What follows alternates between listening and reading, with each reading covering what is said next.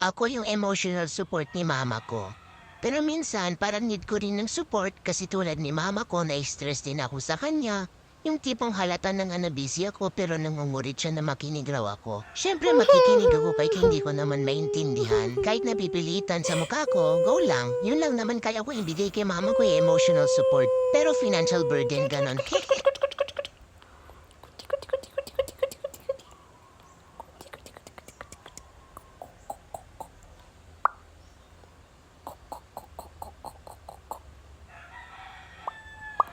Diyos.